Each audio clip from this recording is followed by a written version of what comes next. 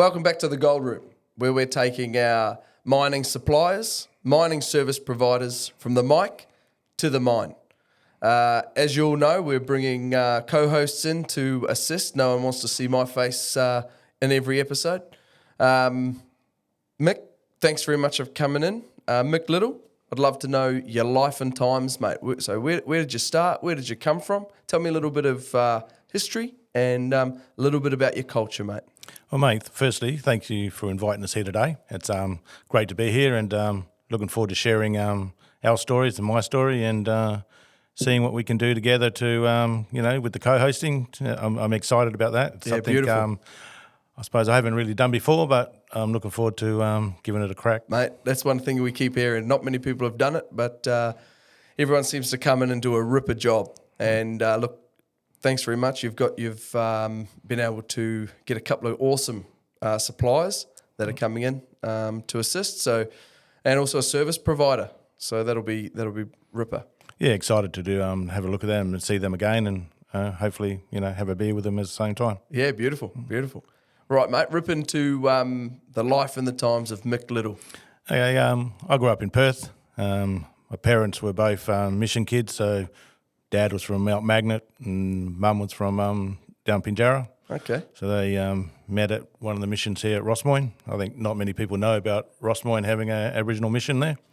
So where's Rossmoyne? Rossmoyne's on the south of the river, just near Shelley Bridge, okay, yeah, Riverton, right. Willerton, Yep. Those areas, yeah.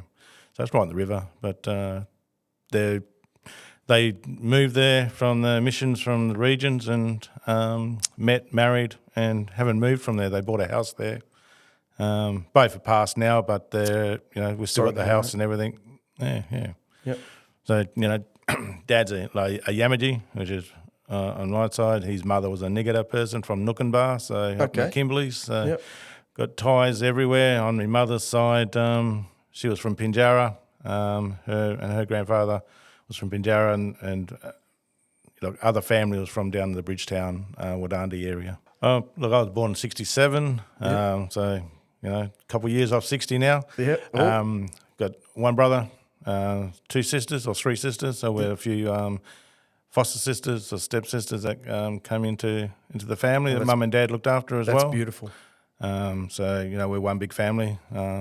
Got a missus, three boys. Yep. How old are you young fellas? Boys, the oldest boy's 30, 31, actually just 31 on Saturday he just turned, and he's electrical drafty. He works in the city. The other son's a serviceman, works down south on one of the mines for Alcoa. And awesome. The youngest one just finished high school, year 12, got his licence and took my car. Yeah, young fellas are hard work sometimes, eh?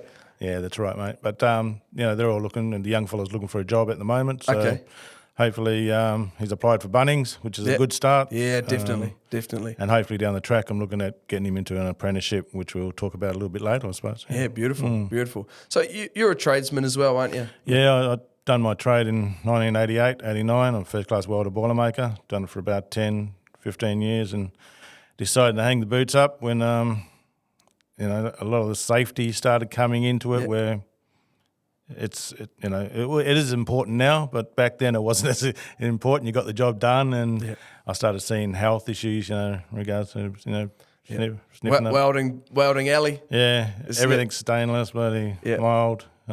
It's one of those jobs where, you had the earplugs and you never wore the face masks as much as you do these days. Just hearing, lungs, all that type of stuff. I just thought I'd give it make sure I get cleaned up and move away from it. Yeah, nice. So you swapped out some overalls or some work pants, or were you wearing shorts back when you did your trade? Shorts, mate. Not as a Boilermaker. That was a silly thing to say.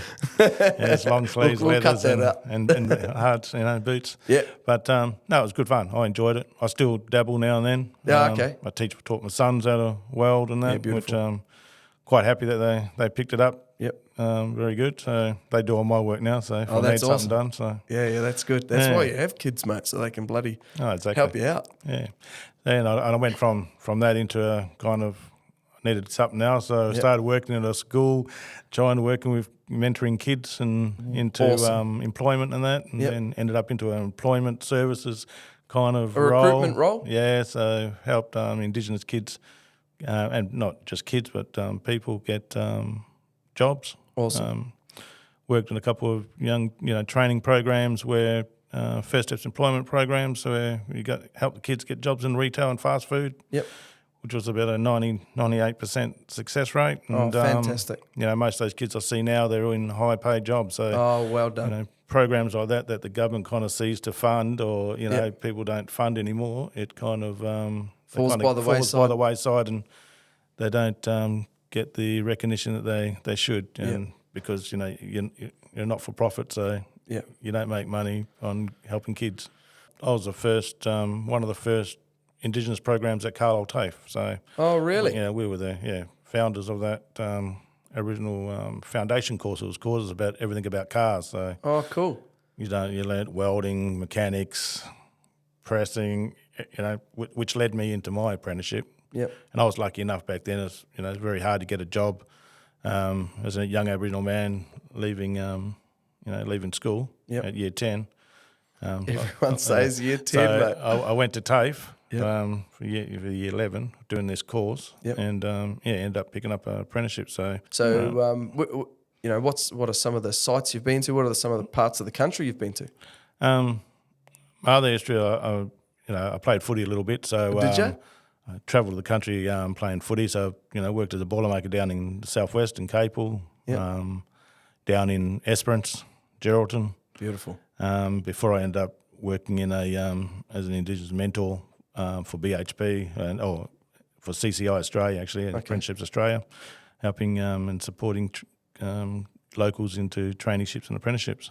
So, awesome. That would have been a really rewarding role. Yeah, it was. Yeah. Fantastic. We had 25, I think, Indigenous trainees on the Newman hub, building a new hub there, and it was well worth it. I'd done 2 years there, and then that led me into my next thing, working in HR at Finucane in BHP, Finucane awesome. Island. So, and that was as a mentor, but also as a supporting recruitment and local engagement, and which I loved. Yeah, that's awesome. I can see you enjoyed it. The only thing I didn't like was the weather. It was so bloody hot and sticky, but you get used to it. Yeah, do you? Yeah. So you moved your whole family up there? Yeah. Any of your kids born up there? No. All my kids were born here in Perth. Yeah, okay. But, we took them all up there. The oldest one stayed in Perth. He looked after the house. Oh, did he? Okay, while doing year 12, so it was, pretty strong that he's got a pretty strong nature, so he was able to look after himself, as long as we sent him money every now and then. Yeah, for sure. Yeah. And so the two young ones, they went up there, you and your wife. What's your lovely wife's name? Karen. Karen, that's right. Yeah. So we went up there, the three of us, the middle one and the baby, and lived up there for a few years. Then I ended up with a job with Bechtel down at Onslow, building the Wheatstone project. Awesome. Community engagement advisor, working with the locals for 5 years, which rewarding once again. Rewarding. Totally loved it. It's just meeting local people and working with local people is rewarding enough. Helping them to develop their town to the changes that are happening within mining and construction. So. Yeah, mate. So tell me about your wife, Karen. Yep. She's her roles through the up in Port Hedland, up in the Kimberley. What's she done when she's travelled around with you? Well, she's always worked up in Hedland. She looked after the Finucane restaurant there. There was a restaurant there. She managed the staff there for a while, just filling in while looking after the young fella. Yep. When we moved to Onslow, she worked for Safeman, which was a supply uniforms and done all the embroidery. Oh, really? On site, yeah. So it was a gun on an embroidery machine, eh? Yeah, so that's good to know. She's done all that. She's worked as a teacher's assistant. Now she's doing heritage surveying. Awesome. For the Wadjuk Group here. Oh, cool. Here in Perth, is there a go into a little bit of the heritage side of things? So how does that work? Well, the new changes with the new Act and everything that came through, that everyone jumped up and down about. Well, it's gone back to, now if you dig in, 300 or 400 mils anywhere, any contractors, they need to have local Is it monitors. still? Yeah. Still that? Yeah, they still. I mean, if they're digging any earthworks or anything like that, they go and do some, monitoring survey, making sure that they're not digging up any artefacts or anything, especially in areas that probably haven't been dug before. Okay. Yeah, just to be safe on the safe side. So if it was just if it's already a existing dwelling, none of that. None of that. And if it's already it's already a pre-surveyed site where, I'm just saying, like as an electrician, if I heard I've got to get someone to come to my house every time we dig down 600 mil to lay a cable in the ground, there's probably not enough Aboriginal people to be able to go and do that. It's mainly undisturbed land. Okay, right. That makes sense. Yeah. That makes sense. Yeah. People jump up and down for, all the reasons, saying they're going to lose their backyards and shit. But that's quite cool because it's not true. I heard it or read it in the paper or whatever it was. I heard about it, and over a crib room chat from around the joint, and I remember hearing about it. I just remember thinking, well, that's not going to work. That with the services and the things so that's good to clear that up. It was sold the wrong way. It wasn't marketed the correct way either. Rushed. Look, everything's rushed. Rushed to market, isn't it? Exactly right. Yeah, take a bit of time, clear things up. Yeah. That's good, man. Thanks very much for that. I learned something. That's bloody ripper. So, out of all of WA, mate, where's your favourite spot? I reckon I would have stayed in Onslow if the work was there. Love me fishing, so do you? Had a nice decent boat there, so we used to go out fishing all the time, mud crabbing. A lot of barramundi around that area as well. So it was great just to you work hard, you go out and play hard. So that's bloody right. That's what I think too, mate. I enjoyed it. Esperance was another good place that I loved living. Yep. Too bloody cold though in the evenings, mate, but beautiful. We had a co-host on who's coming back next week actually. So he's in Esperance. He's from Esperance, and we were talking about this after shooting. It was like 4 seasons in one day down there. Sometimes I travelled there a few times when I was living in Cow. And, you get down there and first thing in the morning might be a little bit cloudy and then sun comes out and by the mid-afternoon she's pissing down with rain, Exactly. All that cold wind off the South Pole bloody comes through. Yeah, mate. No, she's not great. Mate, so tell me a little bit about this beer that you got involved with. At what point did you get involved with... look, as a young fella, like anybody, you're probably happy to knock back a few tins. Yeah, mate. And then what happened? Yeah, look, it was after I left Onslow. Got made redundant from Wheatstone because the project had finished. Okay. Chevron was taking it back over. So moved back to Perth looking at things to do. But while I was in Onslow, I was looking at all different kind of things that we can do to help the traditional owners up there create a business. Yep. I looked at, one of the areas I looked at was the Spinifex grass and the seeds. As they did in the past, used it for, making bread and flour and crushing it up and everything. So I thought, I've caught up with a couple of mates down here, Steve and John. And we thought, how can we make beers out of Spinifex grass? And that's what you've done? And that's how we started. And then we thought, Spinifex grass don't taste too good, but we'll name the beer. Let's try and make some beers. And John, a good part of the Spinifex team, was his old man was a ranger and tasted all the stuffs in the bush. And we looked at all the different bush foods and botanicals that we can use. Mate, I actually know. Come across. Oh yeah, yeah. Okay. And we just started making a few beers, and we got a little bit successful, but we needed to grow, so we brought on a couple of guys. Adam Barnard was another founder at the time. Yep. And then we've just grown since then. Awesome, mate. What an awesome story. Yeah. we're going to spend a little bit of time on Spinifex. But what's your favourite beer? My favourite is the Pale Ale. It's the pink beer. The pink can? That's my favourite too, mate. You want one? Yeah, mate, I'll give it a crack for sure. Boss, are we allowed one? Yeah. It's 5 o'clock, isn't it? Somewhere? Somewhere, mate.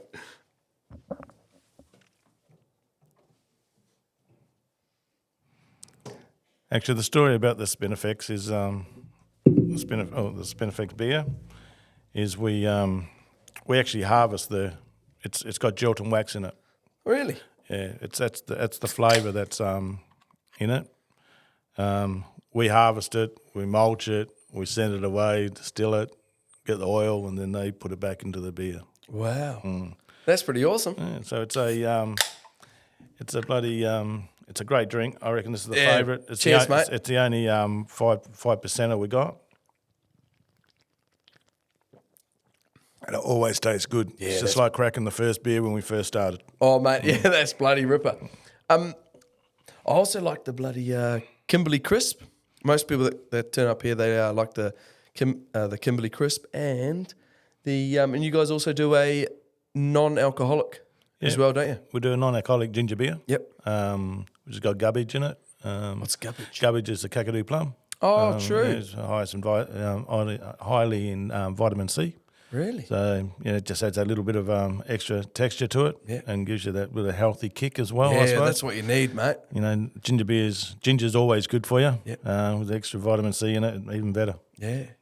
Good hangover cure. Yeah, true. I think they call that hair of the dog. Yeah, so exactly. I've also got alcoholic ginger beer as well, which we've now moved it to Broom Time ginger beer. Yep. Reason why we've gone that way, we've got our brewery up in Brewery Ale House up in Broome now. That's Mate, out at Cable Beach, and what a spot. A lot Cable of our brands Beach are looking at that way. Yeah, for sure. So up there they've got that Matzo's brewery too, don't they? And Matzo's do a this isn't a plug, hopefully Matzo's isn't like, mate, we don't want you to bloody talk about our beers on your show. But that's a ripper, ginger beer. Yep. Awesome spot too. Yeah. So what about your what about the brewery that you've got there? Serving food and we've got a what do you call it? Outdoor oven for the pizzas. We've got a restaurant there. Well, a restaurant, it's a brewery house with tables and that where we serve food. Yeah, beautiful. Yeah, merch. Got the biggest screen in the Kimberleys. So really, yeah, so you can go there, watch your footy, watch your rugby, watch your Olympics, whatever. Wicked. Yeah, that's bloody awesome, mate. Yeah, it's a good venue place for for functions and that. So yeah, cool. And you've also got one on the coast here, don't you? Yeah, we got one at North Beach. It's a small little cafe, Spinifex North Beach. It's called. Yeah, we have all our brands of beer there as well. So I usually take the young fellas to the Little Bay, and we're driving down the coast, and I saw, I might pop in there, Spinifex bloody cafe. Yeah. So that looked good, and good food, good beers. Yeah. Good service too, mate. We've got bloody good service. Young new manager there, Leah, does a great job. Yeah, awesome. Shout out to Leah. Yeah. So Mick, after so run me through the what you're doing with Spinifex beers, Spinifex Brewery. Oh mate, we're I've been fortunate enough to travel a bit with Spinifex as well. I've been over to Peru. Really? Yeah, where we're trying to export there now. Okay. We sent a 40-foot container over there full of beers. I did see called Spinifex Light. I did see on Light. I did see somewhere that you guys were also in Singapore. Yeah, been over to Singapore as well. Met a few of the brewer over there we're contracting with.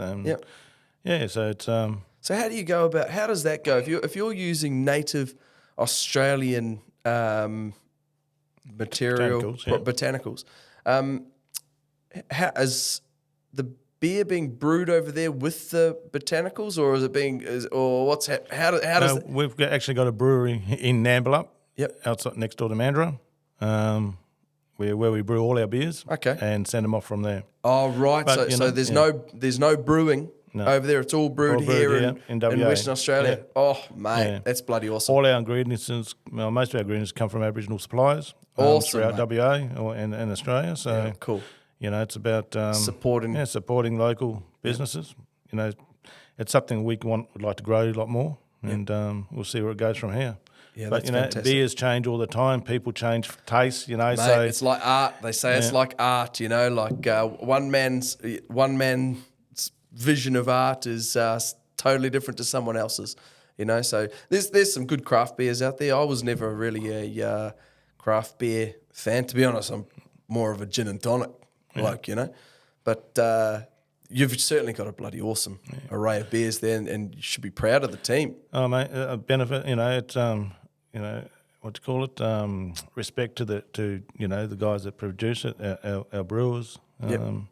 and the team that work hard to keep it pumping. Yeah, that's awesome. It's I'm not operational. I'm on the board as a director, but that's I've kind of stepped away a little bit. So the team does a really, really great job. Yeah, that's awesome. That's what you need. You need a good bloody team behind you. Yeah.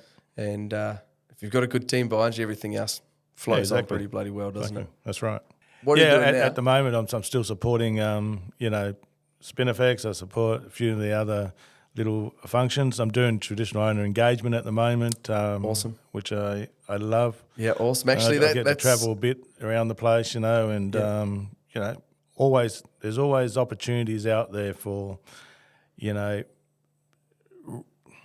you get it right the first time with your engagement, any company, you usually have a great and strong relationship, to push through things. But if you're traditional, engagement, community engagement is all about creating opportunities first, building up those relationships, having the trust, doing the right thing, and doing what you say you're going to do. Yep, that's right. But very important. You can't just go open up a mine site here and then think, oh, geez, I've got to go and do this last minute kind of engagement because I have to. You should have been doing it a long time ago. Yeah. So that's what I enjoy because I like to get in there early. Yeah. You're quite business minded, aren't you? You're an entrepreneur, aren't you, Mick? I can see that you've got fingers and lots of pies. But what I can tell about you is you've got the community on the forefront. Yeah. From the conversations that we've had, you're always wanting to do the right thing, and that's why I wanted to get you on the show because the passion that you were able to, when talking to me, I felt that. I thought that's bloody good. Like I watched, we got obviously Brenden Taylor from Cundaline Resources. Is that how I pronounce it? Cundaline. Cundaline. Yeah. Oh well, we'll find out from him anyway.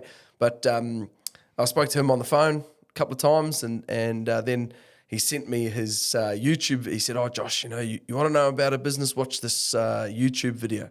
And I watched the YouTube video in the Uber on the way home from the airport, and I actually was moved, mate. That's an awesome business. There was some countrymen, there was some Kiwis in there, there was some the people from the Aboriginal community. There was it was awesome. It was really obviously really well put together. And when he was obviously leave it up to him to tell his story, but what an awesome company. He's obviously worked really hard to build that up. He's exactly got about 100 blokes, and Sheila's working for him. Exactly, and started from his own backyard. So, started from his garage. That's it. I love it.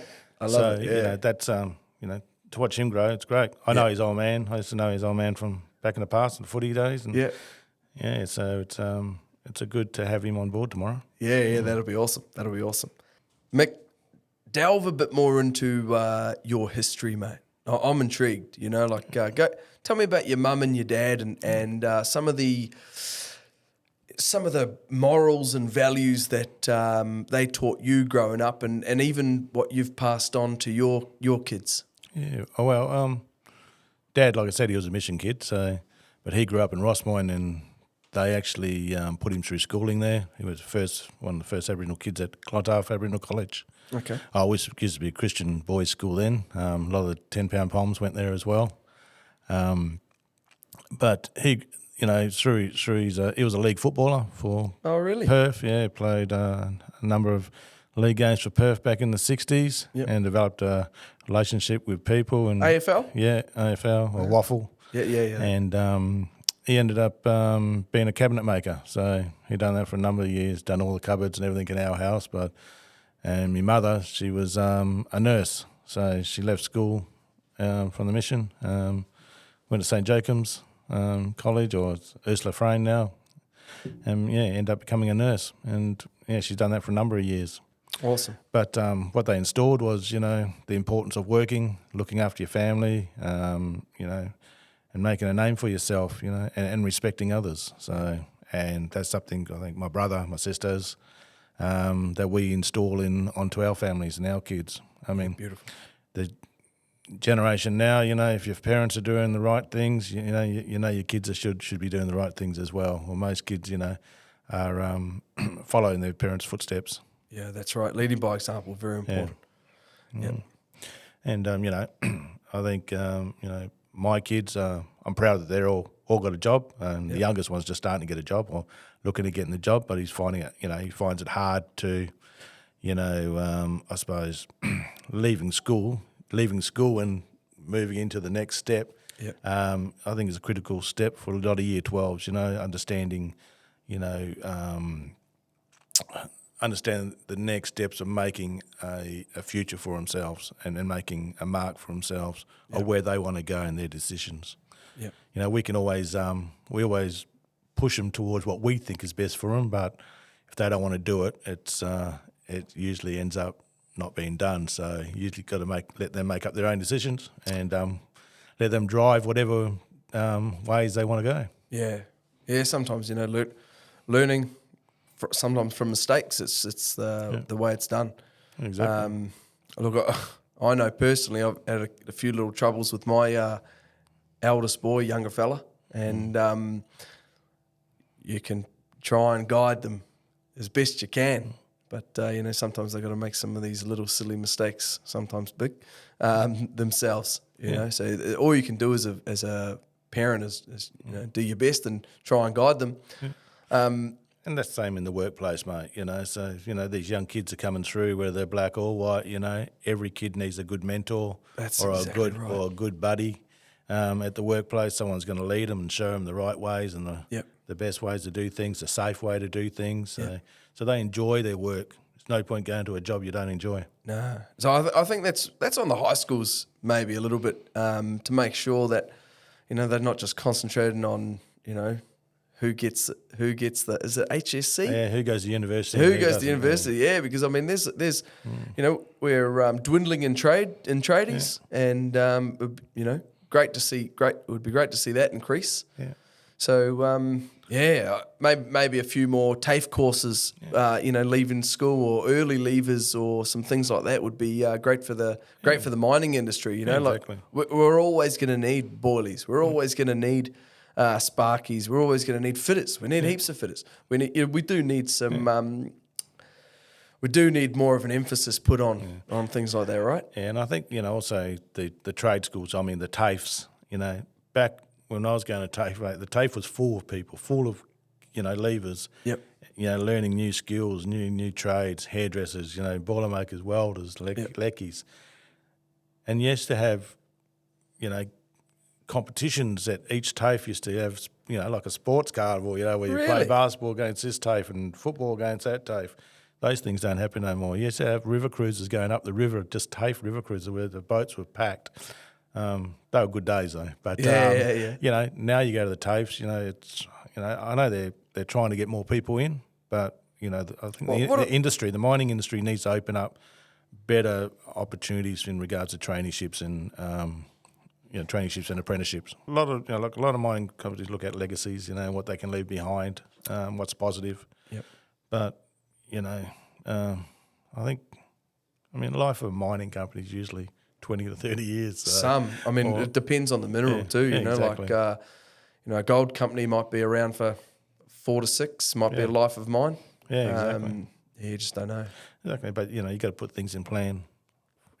Then there's also and I think Brenden Taylor, that he's part of his business is a lot of rehab. So even after the mine's done and out, then they've still got that rehabilitation of the land to bring it back. Exactly. Well, there's a lot of ranger programs out there now collecting seeds for that purpose. Oh, really? Yeah. So was it rejuvenating plants or whatever seedlings? Yep. So they can do that. It's a great business. It's it's something that's people are working in the country on country for that purpose. Awesome.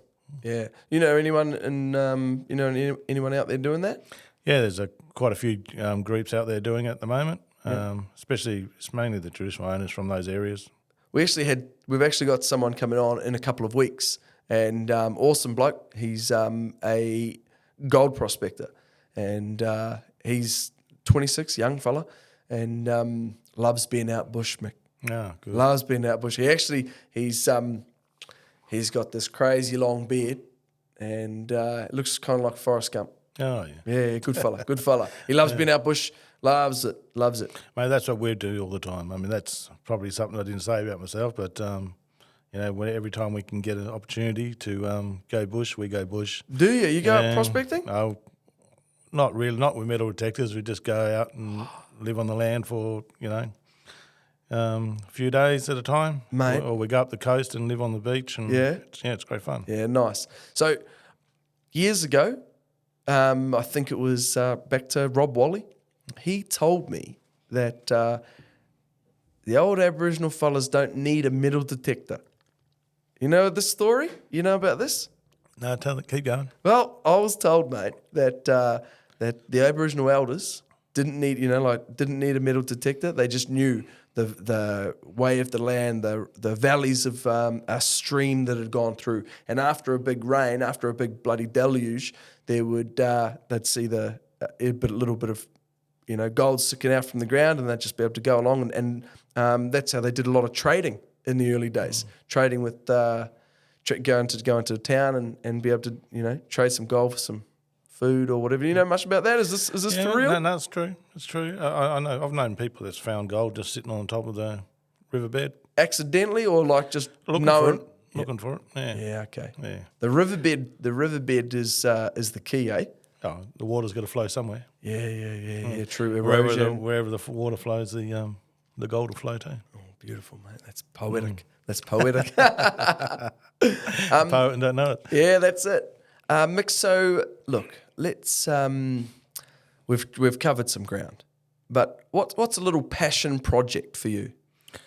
At the moment, is looking at how can we utilise our botanicals in other areas as well. Okay. What can we use it? There's another little venture on the side that we're looking at using botanicals in lip balms and deodorants and all sorts of things, whatever we can look at, just researching at the moment. But nice. I think it's opportunities. I mean, these are the things that can go into mining too, because a lot of these botanicals we use have got some medicinal purposes to them as well. So the oils are good for your skin and lips. Eucalyptus. Eucalyptus. We try to stay away. There's so much eucalyptus out there, so much tea tree, Mate, so we got to look at, gelatin wax is great. And so is honey myrtle, There's things in those that can help heal. Yep, really, okay. Mate, so give me a rundown on some bush tucker. All right, so I know a few, and once again back to Rob Wally. I asked him years ago, and I remember a prickly pear, tastes like a pear out bush, and also he was telling me about saltbush, and so look where the saltbush is now. Restaurants everywhere. Crazy, right? So 2013, I'm making a bolognese in my kitchen in Millen Street in Boulder. Putting some bloody saltbush into it, aren't I? Chop it up on the bench, and then mate, the blokes that I used to work with, or one of my mates said he remembers it because he's just like, you put some dirty red dusted shitty saltbush into your spaghetti bolognese. I was like, well, this bloody Aboriginal elder told me it'd be the go. And to be honest, I didn't taste any difference, but I don't know. Yeah. Maybe I already oversalted it. Who knows? Well, we usually go out, doing a bit of hunting, I suppose. And we don't mind getting the old bush turkey. What's a bush turkey? Emu? The old buzzard. The Australian emu? buzzard. Is it? Australian buzzard What's an Australian buzzard? It's like a miniature ostrich. No, I mean about this big. Is it? Yeah. Are you allowed to? Yeah, we are. Am I? Yeah. Oh, if you're with us. Yeah, okay, cool. Yeah, big lizard, big bung arrows. Yep. Yeah. They taste all right. They do? Yeah, around July, August, September, we go get berries up the hills here. Yep. Yeah. So, I mean, we try and keep that culture going. Yep. You take your young fellas out to do that? Oh, they love it. They do it all now. They do it for us, Yeah, awesome. I'll sit in the passenger seat now with a Spinifex beer, mate. And, beautiful. They do all the hard work now. Yeah, beautiful. That's what you want. Yeah. What about what's your favourite food out bush? If you were stranded out bush, what would be your go-to? Depending where I am, if it's not a kangaroo. Yeah. I like a good good kangaroo tail stew. Yep. Yeah, if it's on the coast, I love my fish. So I like fish anything too. fish. Yeah. Yeah. Spend much time on the coast? Yeah, we've got a couple of mates that work at the TAFE. Do we go up the coast up the north, about a couple of hours up north. Yeah, okay. And what part? Lancelin? Other side of that, yeah, past Lehman, between Lehman and Dongra. And sit on the beach there and have a few beers, go out and have a search around the ocean looking for a few fish and swim with the seals and all that type of stuff. It's good. It's just good to get away out of your comfort zone at home and go do something different. If you don't do it, it's good for your mind and good for your soul to get away. Yeah, that would be some advice you'd give to some young fellas out there want to get away, move away from the city a couple of times a month or something. The thing is, you've got to go somewhere where there's no phone reception. That's exactly. You need to turn off your phone and start doing things for yourself. We go make tapping sticks. We go cut a didgeridoo here and there and make a didgeridoo out in the bush. It's all those type of things. Really? Yeah. Just on the fly? Just on the fly. If we see, we just stop and look around and, yeah. Oh, that's beautiful. It's just good fun. It's different. Teaching the kids, we make shanghais or gings, Yeah, gingies. Try and catch a few rabbits and that. Yeah. But, it's all fun. That's awesome. It's just about surviving. It's not about surviving. It's about teaching kids what you did in the past and how enjoyable it is now than sitting on your phone and in front of a box all day playing games. Yeah. Do you think that the young fellas of today are less interested in doing that? If you think about the social media, everyone's out there trying to impress someone else with some photo of their breakfast or the workout at the gym or whatever. I just think young fellas these days don't get the opportunity to do it. Both parents are working, or the only time they do it is on the holidays. Yeah, we try and get away every weekend if we can get away every weekend. Yeah. But a luxury that some families don't have. Yeah, right? Exactly. And it's, I suppose it's families like ours that if anyone wants to go, we'd take them along with us. Yep. It's just. I'll put your phone number in the bottom of the. No, mate, I won't. No, but the thing is, you got to get away. Every now and then, and just to, like I said, clear the head and that's important, man. Mental health. We may as well broach the subject. Mental health is a huge thing. Huge thing in mining. Exactly. You got there's some really bloody good outfits out there which supporting the industry and mental health in the industry. You got the all these driving out to sites and trees on both sides of the road are painted blue. Yeah, exactly. So there is that awareness about it, and I think probably a little bit more. But do you think the young fellas today are suffering from, and why? Why? Is it what pressure? I just don't get it. What are the pressures that they have? They don't have families. They don't have money. What are some of the bloody issues that they have? I think lack of communication with people. People not telling them the right way or doing the right things. Yep. I don't know. The phone, since the mobile phones come in, it's kids have lost respect for it. Doing things and acknowledging things. Yep. And I think, we need to, we as adults should start looking at what other things they can do besides playing games. I mean, what happened to riding bikes and bloody playing basketball down the road, You see that every now and then, but you don't see it all the time. And where before, kids were out playing. And it was safe to do it then. It's not that safe to do that things anymore. Yeah, going back to mental health, as men, we need to seek help when we see it. Men seem not to really want to reach out. So, mate. They need to talk to their mates about if they've got issues. Talk to their mates about if they've got, or at least ring that number or. Yeah, you're right. Someone's connected to that blue tree. Find out who it is, mate. I actually, I haven't told too many people this, but some of my close friends know. I always thought I've got it mentally rock solid upstairs. And so when I separated from my ex-wife 2019, I went through this horrible couple of months of I don't know, I guess my own mental torture, You know, that's the only way I can think of it. And I just was worried. You know, I was worried for my kids. I thought, you know, how's this going to affect them? It was the best thing for myself and my ex-partner at the time. And but I was always worried about the kids. And I remember just one day thinking, you know, you're out on a mine site, and I was working away, and you're away for 8 days, and then you're home, and you got them back. I was fine when I was at home, but it was when I was gone, I was just like, you know, worried about them, and worried about, you know, what they were coming to terms with, you know, with the separation. And so anyway, a mate of mine, Andy Cross, asked me, mate, are you all right? I was just like, yeah, mate. But I knew, I was just like, shit, I'm stressed out. I felt a little bit weird. I just couldn't concentrate on the task at hand.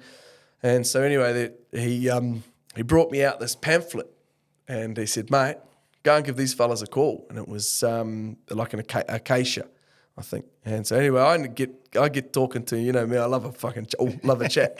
So so anyway, I start talking to this Scottish bird. She lives down in like Margaret River or something. Lovely lady. And so I'm talking to her for, you think you get like 10 sessions or something. And after talking to her for ages, she just alleviated all concerns or dramas that I thought I had, not an issue. And I think the last phone call that I had with her was, she called me up. And I think she called me up the day after I was diagnosed with bowel cancer. And then so she calls me up, and she's like, oh, Josh, you know, just checking in, haven't spoken to you for ages. You know, we've got one more session available. And I said, oh, look, I'm bloody good. I said, but yesterday, or a couple of days ago, I was diagnosed with bowel cancer. We're going to need a bloody call up. So I called up my work, and I said, oh, look, called up the HR department, and I said, I'm going to need another 5 at least with this Sheila. Yeah. She's lovely, you know. She helped me get through this, and I reckon I've got some other shit to deal with after that. So, look, mental health for everyone is different. Yeah, exactly. You know, has different look on the face. Some people you can tell straight away. Yeah. Some people, don't. Some people hide it really well. I think maybe those ones that hide it really well, you're either just not going to know what they're thinking or what they're up to. Yeah, I agree.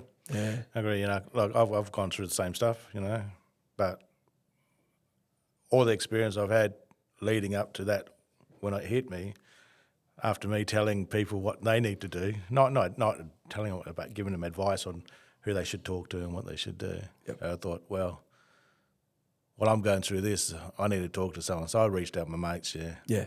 I actually went to my mates and said, this is what's happening, and I've gone to I went to the doctors and said, look, this is what's happening.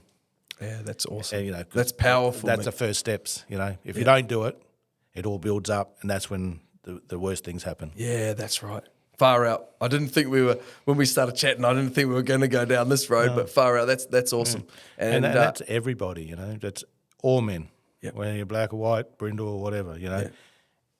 Every man needs to have someone to lean on. Yep. And if you don't, it's like that song, isn't it?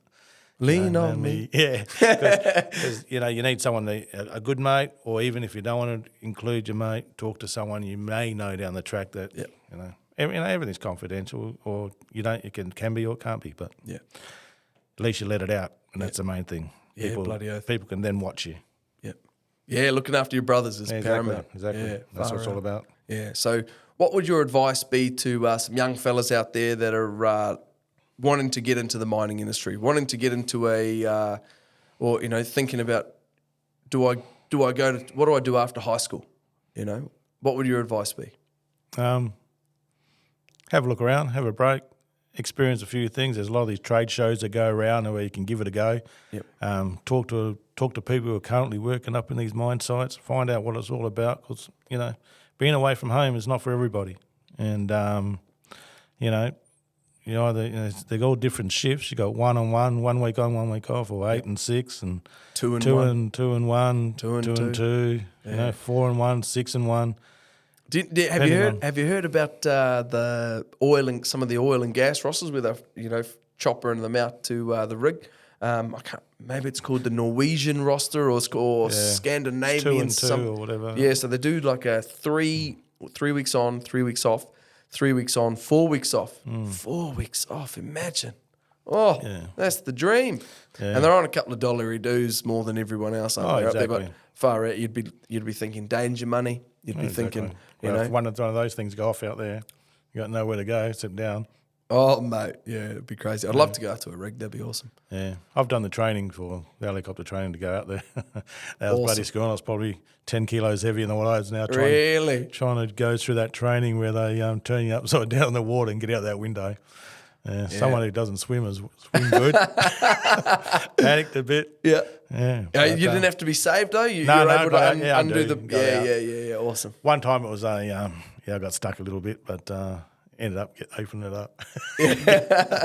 That's awesome. Yeah, I heard that you got someone you wouldn't want to be in the middle seat, right? Because there's someone sitting there and there's someone sitting there, and you've got to wait. So they rock you around and you, if you're in the middle, you have to wait until they're gone. So you can go.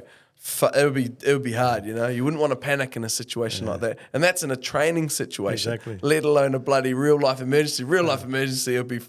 You'd have to try and dial it in, eh? Oh, that's right. Now I've got my renewal coming up, but I haven't been offshore, so I won't be doing it. Yeah, okay. So how long does it last for? I think 2 years. Is it? Yeah. Oh, far out. Or longer. I'm not too sure, but yeah, it was an experience. I'm glad I've done it though.